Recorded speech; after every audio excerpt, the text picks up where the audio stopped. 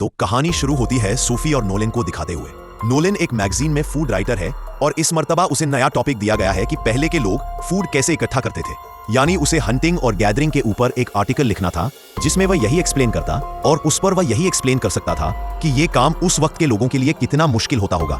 इस सब के बारे में वह उस वक्त लिख पाता जब उसके पास अपना एक्सपीरियंस होता। तो फिर क्या था, वह डिसाइड करता है कि वह खुद हंटिंग करेगा, लेकिन हंटिंग का उसे पहले कुछ भी पता नहीं। इसी सिलसिले में वह सोफी को लेकर सोफी के गांव आया है। सोफी की ग्रैंडपा एक हंटर थे और सोफी को भी बहुत अच्छी हंटिंग आती थी, लेकिन कई साल पहले सोफी ने हंटिंग करना छोड़ दिया था, जिसकी वजह वह बताती है कि एक मर्तबा जब वह हंटिंग करने गई तो उसने हिरण की आंखों में देख लिया।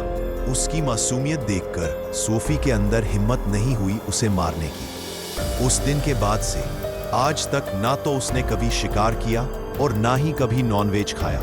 और आज काफी सालों बाद वह नोलन के लिए दोबारा यहाँ आई थी, क्योंकि नोलन उसका फियांसे था। शिकार करने के लिए तो दिल उसका अभी भी नहीं मानता, लेकिन नोलन की हेल्प करने के लिए वह अपने बचपन के दोस्त कायल को बुला लेती है। कायल पहले नोलन को तीर चलाना सिखाता है। नोलन सीख तो रहा था, लेकिन तीर चलाकर शिकार करने के लिए बहुत प्रैक्टिस की जरूरत होती है और इन्हें तो शिकार अगली सुबह करना था।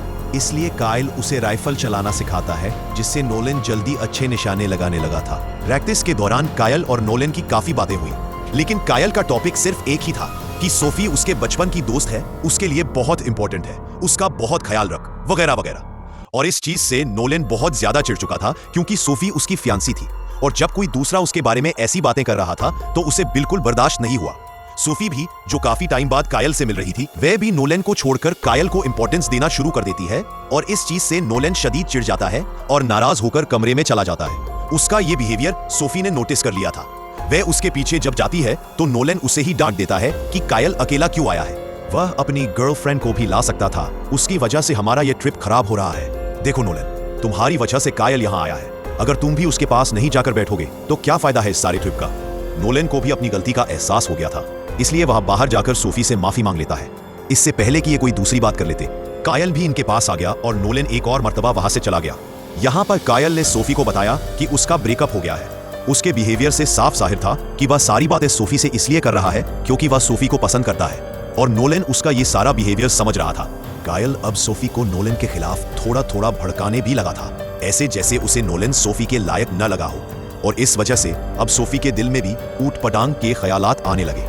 खैर, अब सुबह हुई तो हमने देखा कि कायल और नोलन अकेले ही जंगल की तरफ निकल रहे थे शिकार के लिए। यहाँ सोफी ने कायल की जेब में गुड लक के तौर पर एक बुलेट रखी और फिर ये दोनों जंगल के लिए निकल गए। अब थोड़ी ही दूर जाने पर इनके सामने एक हिरण भी आ गई। कायल ने नोलन से कहा, अच्छा मौका है, इसे मार दो। नोलन ने भी उस हिरण के ऊपर गन पॉइंट कर दी, लेकिन वह उसे मार नहीं पाया क्योंकि वह बहुत रहमदिल था। लेकिन कायल, जिसे शिकार की पहले से ही आदत थी, वह एक तीर निकालकर फौरन उस हिरण को मार देता है। इस बार तो हिरण गिर तो गया था, लेकिन मरा नहीं था। नोलन कायल से कहता है, इसे दूसरा तीर मारो ताकि इसका सारा दर्द, इसकी सारी सफरिंग खत्म हो जाए। लेकिन कायल ऐसा करने के बजाय दूर खड़ी एक और हिरण पर उसी के हाथ से बंदूक पकड़कर शूट कर देता है। इस बार से हिरण जख्मी तो हो जाती है, लेकिन गिरती नहीं, बल्कि मौका पाते ही वहां से भाग जाती है। हिरण के जिस्म से खून निकल रहा था, जिसका पीछा करते हुए जल्दी से कायल उसके पीछे भागा, लेकिन थोड़ी ही दूर जाने पर वह निशान खत्म हो गए। पीछे से नोलन बार बार कायल के ऊपर चिल्ला रहा था, छोड़ो इस हिरण को। जिस हिरण के ऊपर पीछे से प्रहार किया है, पहले उसे जाकर मारते हैं ताकि उसकी सफरिंग खत्म हो जाए। एक तरफ हिरण के भागने और दूसरी तरफ नोलन के शोर मचाने की वजह से कायल बुरी तरह फ्रस्ट्रेट हो गया था। खैर, अब वह नोलन के पीछे ही जाता है उस हिरण को मारने के लिए। तो यहाँ जाकर ये लोग शौक रह जाते हैं, क्योंकि एक भेड़िया उनके सामने उनके शिकार किए हुए हिरण को खा रहा था। कायल को इन सब चीजों की आदत थी। वह यहाँ पर स्टिल खड़ा हो जाता है, जबकि नोलन के तो डर के मारे पसीने छूट गए थे। वह यहाँ से भागना चाहता था, लेकिन कायल उसे कहता है, रुक जाओ, बिल्कुल सीधे खड़े रहो, हिलने की कोशिश की तो मारे जाओगे। खुद भी कायल सीधे खड़े रहते हुए अपने पीछे से गन निकालने की कोशिश कर रहा था, लेकिन गन उसकी पिछली पॉकेट में फंस गई थी।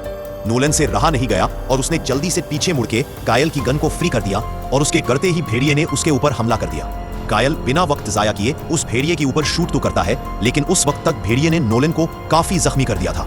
यहाँ दो और भेड़िए भी आ चुके थे, जिनमें से एक के ऊपर कायल शूट करके उन दोनों को वहां से भगा देता है। जख्मी नोलन चीख चीख कर अब कायल कायल पुकार रहा था और कायल को तो उसकी हालत देखकर ही शौक लग चुका था। उसे समझ नहीं आ रही थी कि वह क्या करे। वह नोलन को यहीं जख्मी छोड़कर वापस चला जाता है। कांपता कांपता वह जैसे ही सोफी के पास पहुंचा तो अब उसकी हालत और भी ज्यादा खराब हो चुकी थी, क्योंकि उसे समझ नहीं आ रही थी कि वह सोफी को बताए क्या। सोफी उससे पूछती है, नोलन कहाँ है? घबराते हुए इसने जवाब दिया, नोलेन के ऊपर भेड़ियों ने हमला कर दिया। मैंने उसे बचाने की कोशिश तो की, लेकिन तब तक भेड़ियों ने उसे काफी जख्मी कर दिया था। सोफी की आंखें फटी की फटी रह गईं। उसे कायल पे यकीन नहीं हो रहा था। वह कायल से पूछ, ठीक है, नोलेन जिंदा है या मर गया? कायल कहता है, पता नहीं, मैं उसे वही छोड़ आया। अब नोलेन को बचाने के लिए वो करीब से अपना जरूरी सामान उठाती है और नोलेन को बचाने के लिए जंगल की तरफ निकल जाती है। अब क्योंकि सोफी ये नहीं जानती थी कि कायल और नोलेन के साथ वो हादसा कहां पे हुआ, इसलिए कायल उसके साथ जाता है। जब तक ये लोग जंगल के उस पॉइंट पे पहुंचे तो वहां जाकर इनके होश उड़ गए। नोलेन वहां नहीं था। फ्लैशबैक में दिखाया जाता है, असल में नोलेन खुद अपनी जान बचाने के लिए आहिस्ता आहिस्ता चलते हुए वहां से दूर निकल आया था। बाइक चलाते हुए सोफी अब वहां पे भी पहुंच जाती है जहां पर इन लोगों ने हिरण का शिकार किया था। उस हिरण को मरा हुआ देखकर सोफी को लगा कि कायल उससे झूठ बोल रहा है। कायल ने बोला था कि वो लोग शिकार कर ही नहीं पाए। अब सोफी को उसके झूठ की वजह से ये लग रहा था कि शायद खुद ही कायल ने नोलेन की जलन में उसे मार डाला। इस पर सोफी उसके ऊपर चिल्लाने लग जाती है और बोलती है, बताओ कहाँ है नोलेन? तुमने उसे मारा है ना? तुम ही उससे जलते हो रहे थे और नोलेन ने मुझे बताया कि रात में तुम्हारी और नोलेन की बहस हुई थी मुझे लेकर। तुमने मारा है उसे तो मुझे बता दो। इतनी सारी बातें करने के बाद कायल अपनी सफाई देने के बजाय उल्टा सोफी से कहता है कि नोलेन तुम्हारे लायक नहीं, तुम उसे भूल जाओ, उसे छोड़ दो। ये सुनकर सोफी गुस्से से पागल हो गई। उसे यकीन नहीं आ रहा था कि कायल इतना भी बेरहम हो सकता है। गुस्से में वो सिर्फ कायल के मुंह पे पंच ही कर पाती है और वहां से नोलेन को ढूंढने के लिए अकेले निकल जाती है। अब जंगल में चलते हुए उसे भेड़ियों के कदमों के निशान नजर आए। वो समझ गई कि यहीं कहीं ना कहीं नोलन होगा। थोड़ी देर बाद उसे नोलन भी मिल गया। नोलन गंभीर रूप से जख्मी था। इससे पहले कि वो नोलन की मदद करती, उसका अपना ही बाइक लड़खड़ा जाता है।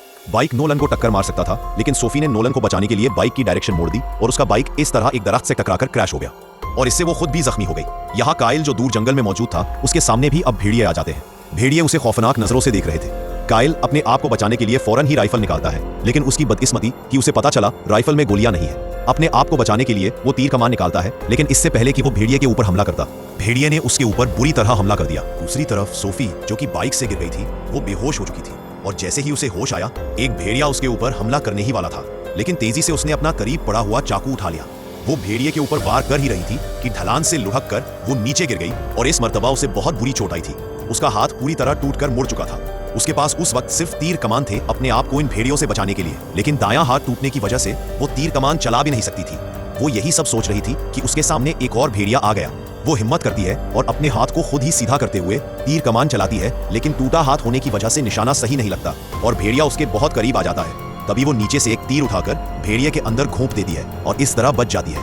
मुश्किल से हिम्मत करते हुए अब वो जंगल के किनारे तक आई, जहां उसने देखा कि नोलेन खुद ही अपनी मदद करते हुए यहां तक आ गया था।